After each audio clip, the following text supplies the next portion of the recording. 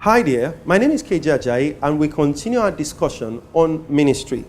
This is the third installment on ministry, and I said the last time that ministry is a summation of many services or many Christian services and responsibility.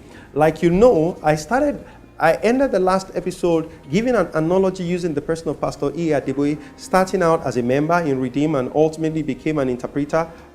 He became a driver at some point, and invariably he had become the GO of the Redeemed Christian Church of God today. And I said to you, in like manner, your ministry is a submission of everything that accounts for your service and your stewardship in the body of Christ. And so I want to take a step further. Ministry is not without opposition and trials. Acts of Apostles chapter 20 verse 24.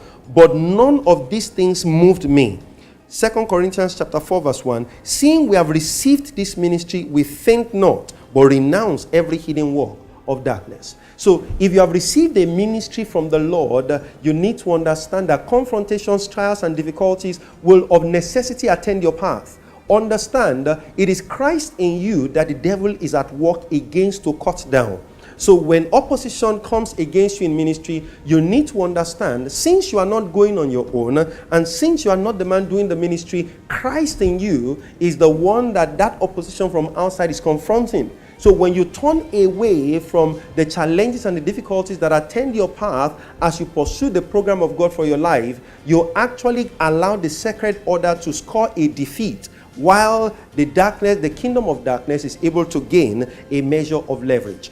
Understand this, there is no authentic ministry from heaven that does not go through trials. So you can have a ministry that will exist for 18 solid years and it will look like the man never existed. T.D. Jakes once said that his ministry went global after a 5-minute broadcast on TBN when Paul Crouch listened to him. The same thing that the world is celebrating him for today, he had been preaching it for 18 years. For many reasons, it could be the Lord concealing him behind the curtain of time, or it could be a satanic attack against it, perhaps because of location or venue or anything. But we know that his ministry took a leap after that broadcast was aired.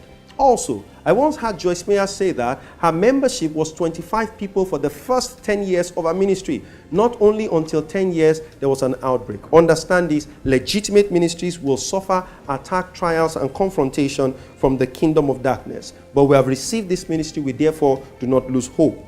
The next point, every ministry has distinct objective in the reasoning of God, but the ultimate goal of all ministry is the same. The ultimate goal of all ministry is the exaltation of the person of Jesus Christ. One of the ways the enemy has infiltrated the church today is to make ministry about the pastor, the bishop, the archbishop, or programs, without people having deep, intimate relationship with Jesus. Understand, the church is not essentially an organization.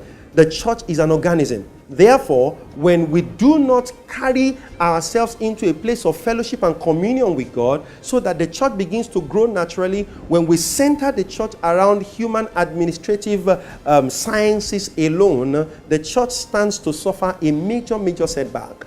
I'm not saying that there's no administration in the arrangement of church, but I'm saying that church is not essentially an organization. Church is an organism. Therefore, it is important that you know that the ultimate goal of every ministry is Jesus, but each of us have different parts to play. Like the eyes is for seeing, the ears is for hearing, the mouth is for talking, and these are members of one body. Also, saints have ministry. 1 Corinthians chapter 16 verse 5, Ephesians chapter 4 verse 12. We are saints, every saint have ministry, and every saint coming together, we have a corporate ministry. This is where I will stop today. I will continue in the next installment. God bless you. Hi there, my name is KJ Ajayi, and I'm privileged to be the convener of the End Time Network. I'd like to invite you to the maiden edition of Equipping in Ibadan on January 13 and 14, 2017. The theme is Prayer and the Ministry of the Word. The details of the conference is right on your screen, the day and the time. I look forward to seeing you there. May the Lord bless you in Jesus' name.